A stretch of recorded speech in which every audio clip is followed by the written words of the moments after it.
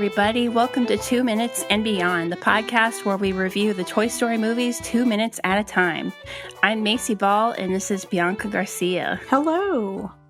We're using last names now. I know. I feel so professional.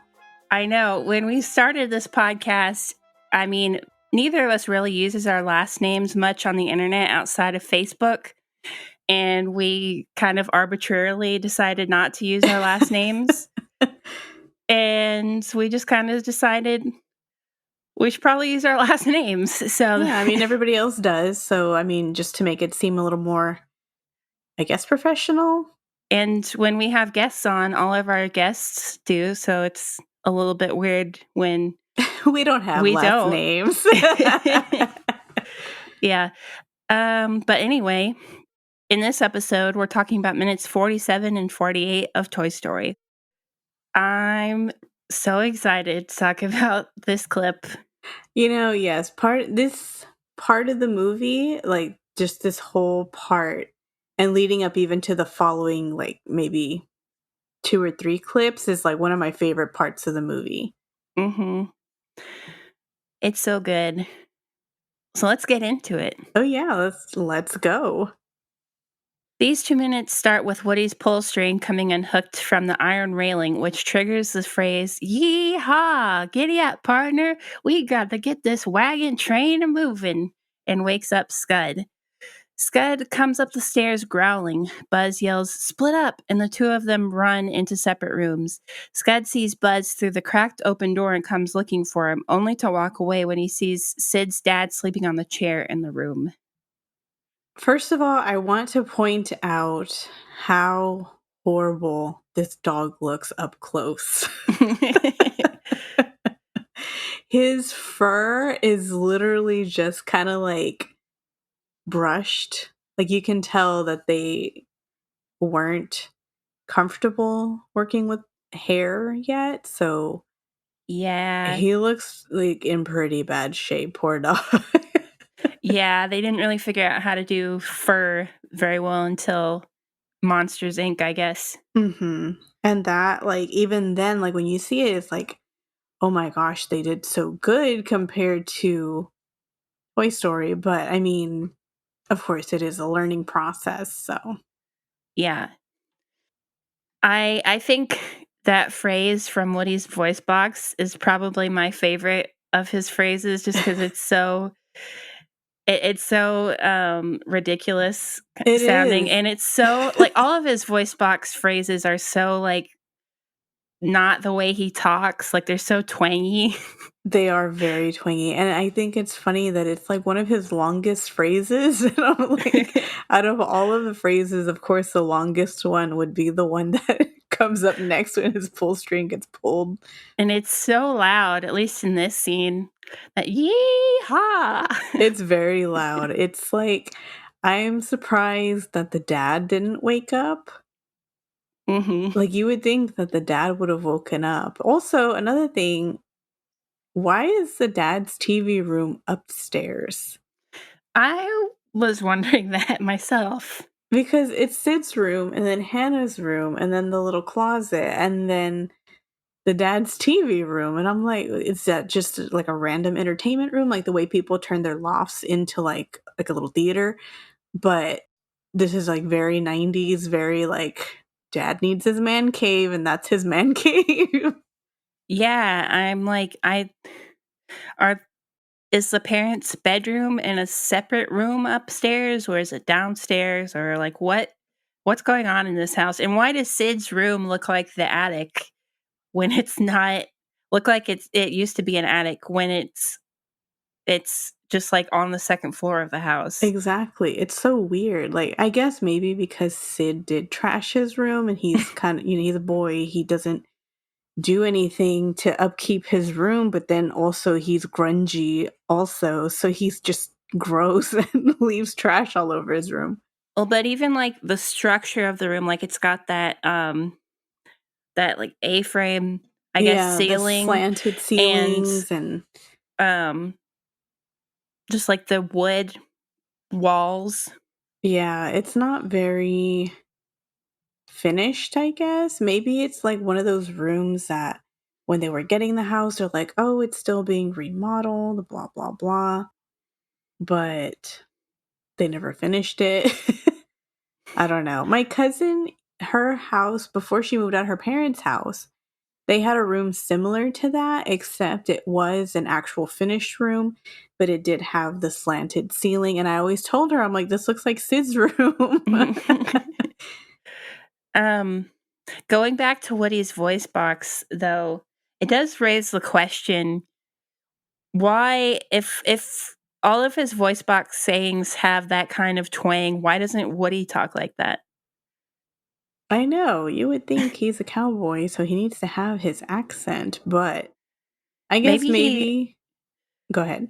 maybe he did when he was first out of the box, and he just got rid of it. He stopped using it. Yeah, that's what I was gonna say. Like maybe he, after hearing like Andy talk, maybe he figured like, oh, this is the way regular people talk.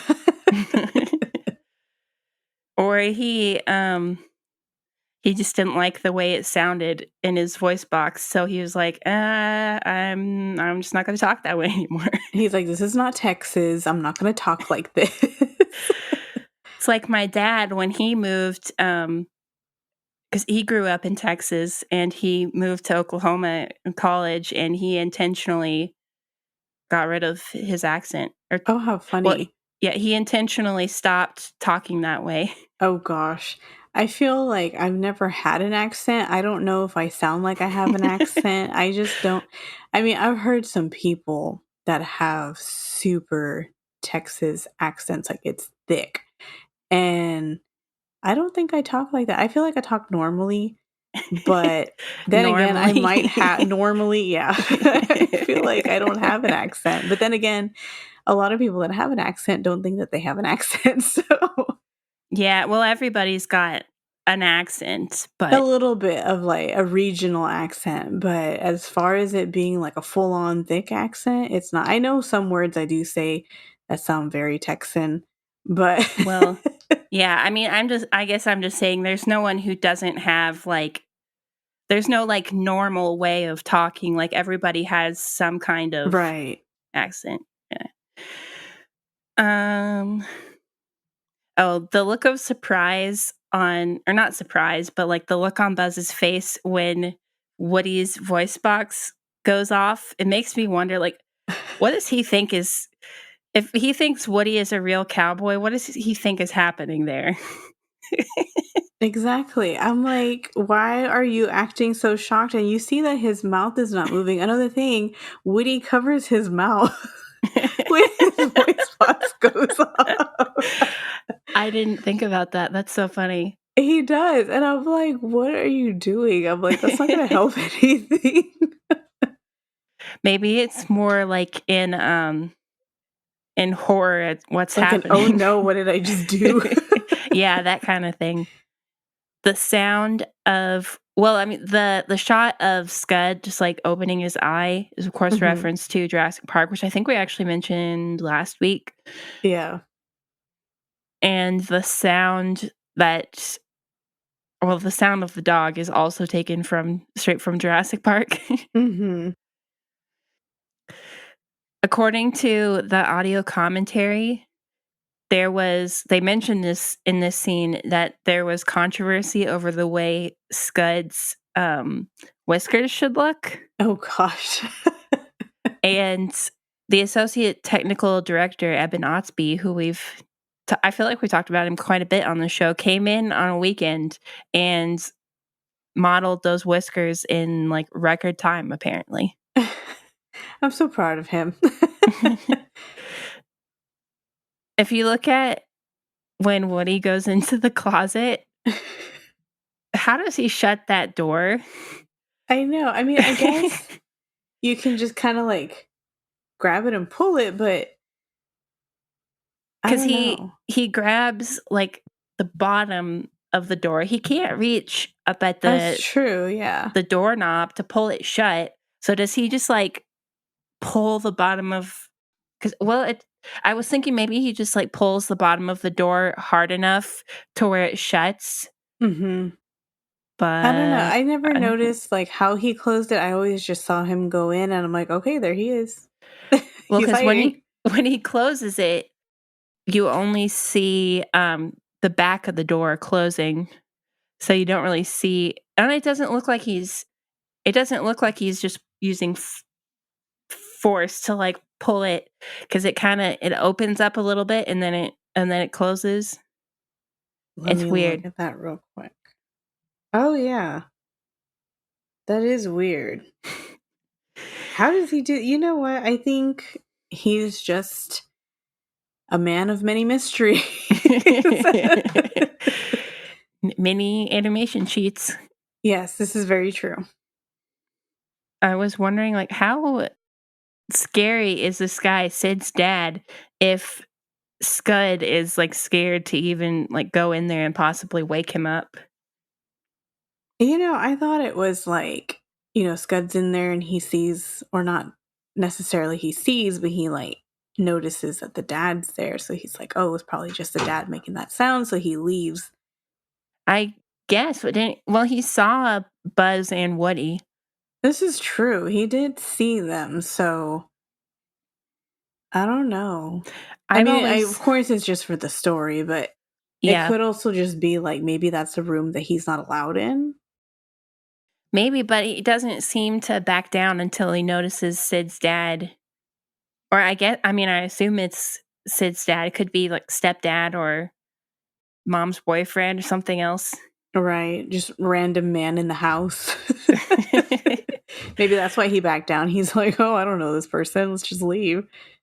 I don't know. I've always assumed that Scud was scared of him, It could or be. that he Maybe, if it c- or that I guess it could be that maybe he knew if Sid's dad saw him, he would get in trouble. I don't know. probably. Because I know I've seen some dogs like that where, like, there's certain people that they behave around more because either that person is like their trainer or they get mad at them and they spank them or they beat them or something. So they're scared of that Yeah, person. or he's just the alpha Maybe. in the He just house. emits an aura. Yeah, I don't know. Or I mean, Scud considers him the alpha. I guess is what Right. I'm Yeah. saying. Not saying he's an alpha male. Controversial. I wonder if Sid's dad is like a hunter or something because he's got that in his weird man cave. He's got the deer head on the wall, and he's got like the wallpaper has, I think it's like ducks on it. Yeah, it looks like ducks. So maybe he does like go hunting or maybe he just likes that um aesthetic. I don't know. Maybe, Or maybe they just figured that's a very manly thing, so we'll just put that in there for his man cave. maybe. So moving on. At 32 seconds, Buzz hears a voice saying, "Calling Buzz Lightyear. Come in, Buzz Lightyear. This is Star Command. Do you read me?" Thinking that Star Command has finally responded to him, he excitedly says, "Star Command," opens his wrist communicator, and starts to answer. He gets confused when a child's voice answers, "Buzz Lightyear responding. Read you loud and clear." Buzz walks toward the TV as the commercial announcer says, "Buzz Lightyear, planet Earth needs your help." And the kid says, "On the way." Buzz watches in disbelief as the commercial shows off all of Buzz's features, including his locking wrist communicator, karate chop action, pulsating laser light, multi phrase voice simulator, and high pressure space wings, the last of which prompts a warning, "Not a flying toy." The announcer says, "Get your Buzz Lightyear action figure and save a galaxy near you." A chorus shouts, "Buzz Lightyear." And the commercial ends with a man saying, "Available at all Al's Toy Barn outlets in the Tri County area." Which I love. I love the way that line is read. If you listen, you can tell it's Andrew Stanton. Yeah, it sounds like him. Yeah, I also like that the commercial is just like, yeah, like a boy's toy. You need to do this. And then the guy is just like, it's available at else. yeah. in that accent. Available at all Al's He Toy just Barn sound outlets in the yes. Tri-County area. He sounds so like, oh my gosh, like out of place with the commercial. You can tell that's like there was the commercial and then that was the bit that was added for like the local showings Yeah, of it like for for Al's Toy Barn. marketing Yeah. purposes, yeah. Yeah. Um, I had never noticed, I don't think I had noticed before that the dial on the TV is broken. Like Mhm. the little cap that you turn is missing. So there's like a wrench attached to it. Which is funny because we used to have a TV like that. My great grandmother used to have one of those TVs with the dials, and eventually one of them popped off. We didn't use a wrench, but we still had the little dial, so we would just stick it on there, turn it, and then it would just pop off again. That's funny. That TV, seeing that old TV like that is pretty nostalgic. I know. I love those TVs. The CRT televisions, I those are like my most favorite, just because they look old fashioned. Mhm. Well, the downside is that they're really small, but yeah. Yeah, that's the only downside. But I used to love to play. This is just going off on a tangent, but I used to love to play Duck Hunt on it. Nowadays on HD TVs, you can't play Duck Hunt because it doesn't pick it up. Yeah. So that's the only thing. Like if I were to find a CRT television, I would buy it just to play Duck Hunt again. Just to use those, the light guns. Yes, those were my favorite. If you look closely, you can see that when Buzz opens his wrist communicator to answer Star Command, he, like, barely touches it.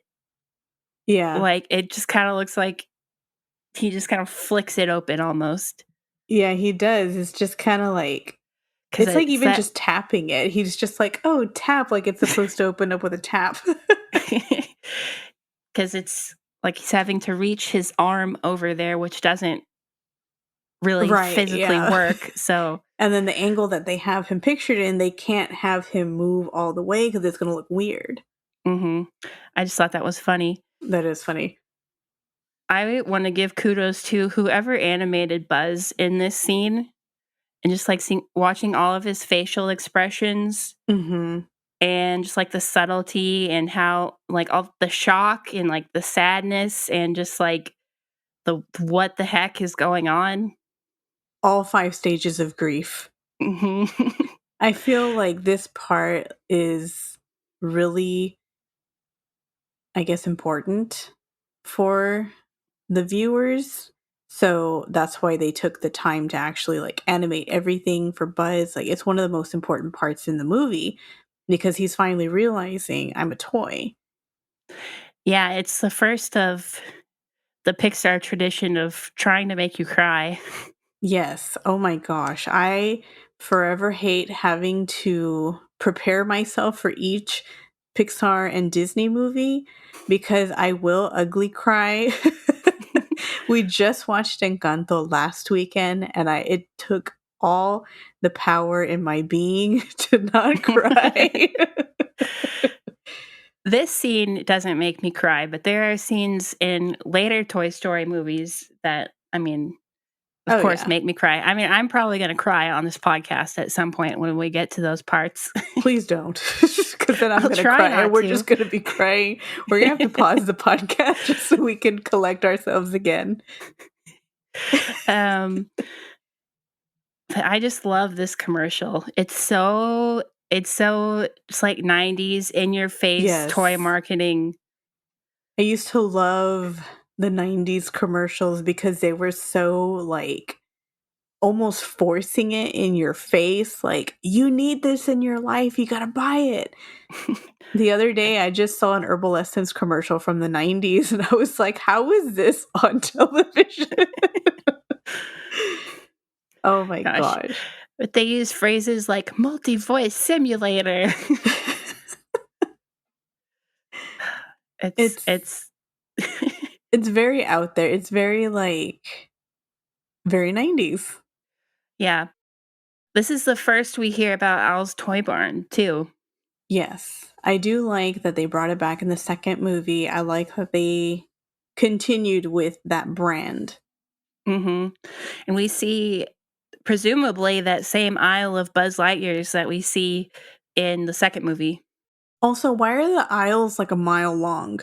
The toy aisles are so long and they've got like rows upon rows of Buzz Lightyears. I'm like, how many buzzes did they make? Were there no other toys from this, like, line from this show? Exactly. And now that I think about it, now that I'm thinking about the length of the toy aisles, when you're a kid, they That's how seem they like feel. they go forever. Because I remember going into like KB Toys and even Toys R Us, and it felt like they stretched for miles. And like as a kid, because you're small, everything is just like so big and it just feels great. So I guess that's what they were trying to do. Like, look, this is how it feels.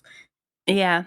Yeah, I just remember Toys R Us always feeling like this huge, like, massive place, and then Hmm. around the time all the Toys R Us's were closing, I went back to, like, the Toys R Us I used to go to as a kid a couple of times, and it felt so tiny compared to Yeah. what I remembered. I hadn't been there in years. I know. I had gone when they were closing, and when I went in there, I was like, this is the saddest Toys R Us I've ever been in.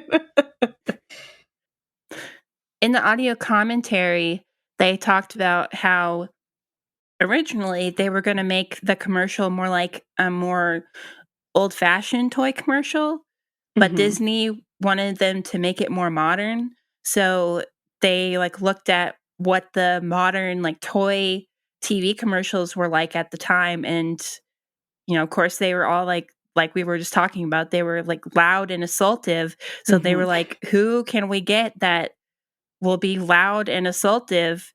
And they got, Penn Jillette from Penn and Teller Oh my to gosh. do the voice of the commercial announcer, That's great. I never and knew it was Penn. yeah, they said he was so loud that they could hear him in the lobby of the recording studio through the soundproof walls, and I actually found, I happened upon a Slash Film article from 2015 that was, it was actually about a podcast that Penn Jillette did, an episode of his show Penn Sunday School, Hmm. where he tells this whole story of how he was, involved in this movie, just in this scene, and it's pretty interesting. I mean, he says that, at that point, this was 2015, so it was, like, 20 years ago, so he says, like, take it with a grain of salt because he might not be remembering things accurately, but Hmm. he says, I'm just reading from the article here. It says, "I believe when Pixar set up their computers, the first two servers they set up were named Penn and Teller, and I believe the first person cast for Toy Story was me. John Lasseter really wanted me to play the part of the announcer. He got in touch with me. He said he was doing this movie. It's really funny because in my journal that I keep every day, I don't have the name of the movie right. I have it Toy Store." I thought that was the name of the movie, and I just say some cartoon thing because when I recorded it, Tom Hanks wasn't cast. I don't think he was cast. I may be wrong on that. And it goes on to say, all this copy here about Buzz Lightyear, you are in a certain sense playing yourself. You are the buzzkill. You are the one that explains that Buzz Lightyear is not a flying toy. You are the moment when they realize that they are toys. And so you are really, really important to the plot. You only get a few lines, but you're really, really important to the plot. And they, I guess John Lasseter had told him that they would get it in one take, but what ended up happening was that because he was so loud, uh, John Lasseter had told him to scream like someone in your family is dying and you have to save them. He said he screamed until he was choking and his head was hurting, or that's what Lasseter told him to do, to scream so loud that he'd need a full day to recover. And Penn said, "So I stood in the room and I went, and then in brackets it says inhales and exhales deeply, and then I took the paper in front of me and I went, and again, inhales and exhales deeply, and then I started yelling, and I yelled the whole Buzz Lightyear ad, and then I bent over, put my hands on my knees. I was faint.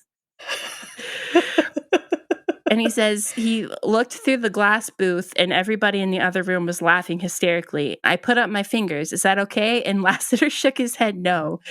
And he was shocked. He said, I opened the door and I went in the room and he went, you bent the needles. It's total distortion. We had it on one and you just bent the needles. We're in here just laughing ourselves sick. He Oh said my the engineer was so mad because I told him you were going to be loud.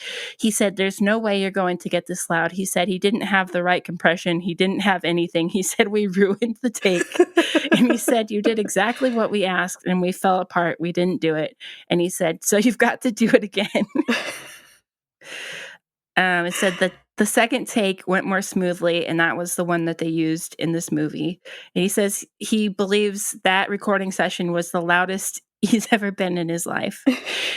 And there's a little bit more to that article, but I won't read the whole thing. I'll put it in the show notes in case anybody wants to read it because it is pretty interesting. That is It's not great. super long, but there's a little bit more to it. That is too funny. I did not realize that Penn was so loud. I mean, I figured he is loud because, he does do a lot of like shows and stuff, but I didn't realize how loud he was. He ruined the take by That's how loud he pretty was. loud. Oh my gosh. That's like, he was probably like, that just reminds me of that episode of SpongeBob where SpongeBob is, he's thinking he's gonna blow up, or Squidward thinks he's gonna blow up. He's like, I thought you were gonna blow up. So SpongeBob screams, Gary, you are gonna finish your dessert and you are gonna like it.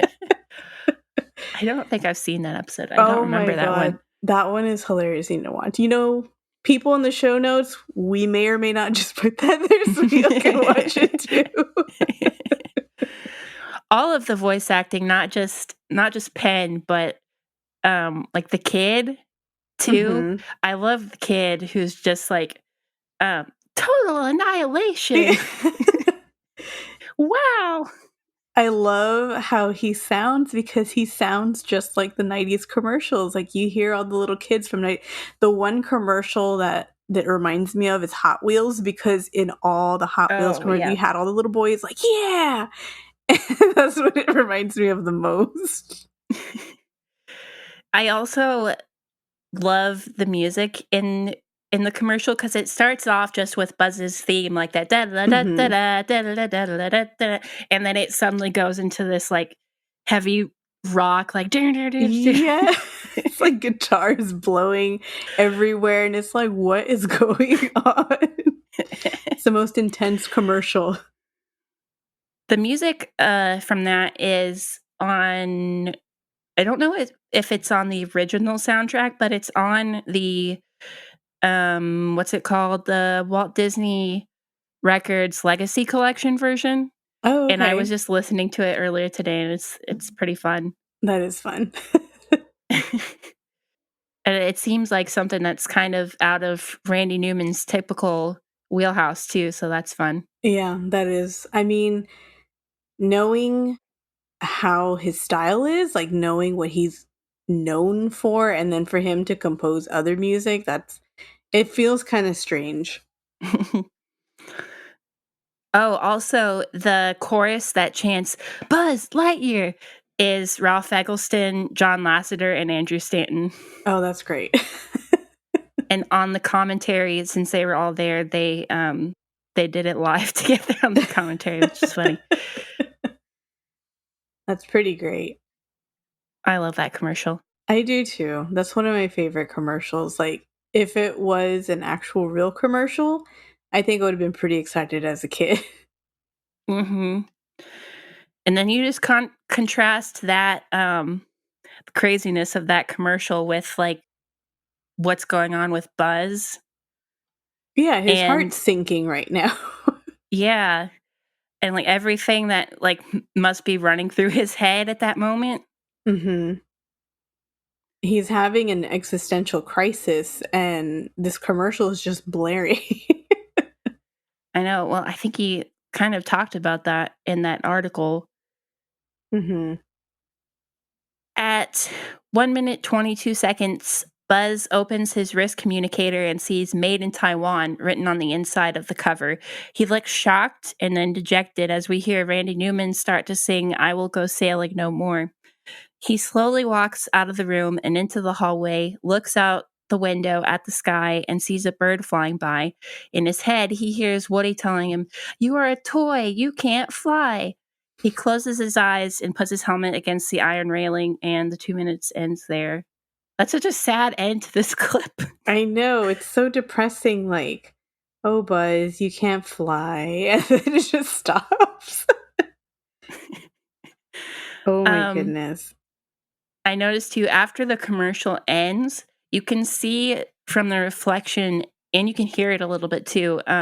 But from the reflection in Buzz's helmet, you can see that the dad was watching a bowling championship. And they actually like went to the trouble of like making several shots of that bowling championship and reflecting them onto Buzz's helmet, which I thought was pretty cool. That is pretty neat, I didn't know that. And like recording voiceover for like something that you barely hear. Mhm. It's that attention to detail. That's I great. do really like that they do stuff like that, like, all the little things that they do, like, watching this movie 2 minutes at a time, you start to notice all of the little details, and it's actually a lot of fun just picking out all those little things. Yeah. So I feel like we should probably save most of we should probably wait until the next episode to talk about the song I Will Go Sailing No More because I feel like Mhm. most of it happens in the next clip. Yeah. But I will say that when I was writing the theme song for this podcast, I was like, I want it to sound, like a Randy Newman song. So I sort of ripped off slash paid homage to this song, a little bit of You've Got a Friend in Me, and in this other Randy Newman song. I think it's called Sonny Boy. But I feel like I pulled the most from, or I took inspiration the most from this song. In fact, I ended up using several of the chords from this song. If you listen really closely, you can hear like a little bit of the same, like just a little bit of the same chord progression. It's really just a couple of the same chords, and then I took that da da da da da da that Randy Newman uses in this Mhm. song and like throughout the score, and I turned it into that da da da da da Mhm. at the beginning. So Yeah, I can hear that. That's pretty neat. I thought people might enjoy that Little tidbit, tidbits, little trivia. a little behind the scenes look. The method to our madness. Hmm. I don't know why, but hearing Woody saying, "You are a toy, you can't fly," always makes me laugh a little bit just because of Yeah. the way it's put into the song, and kind of out of nowhere. I know, because like, if you're listening just to the audio of this and not looking at the movie, you're like, "Why is Woody in this in this song?"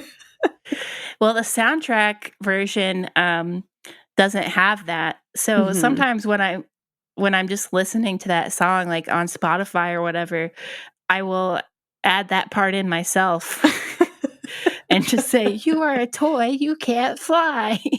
That's great. I know, I do think of that too, like, when I hear this song, I think of Woody saying that, and I'm just like, "Man, Woody, you ruined this song for me." You ruined this beautiful song. So I'm no expert in, like, and people with delusions and that kind of thing, but I feel like most people with delusions um, don't lose their delusions this easily. I feel like you have to have something very traumatic happen for you to realize it's a delusion.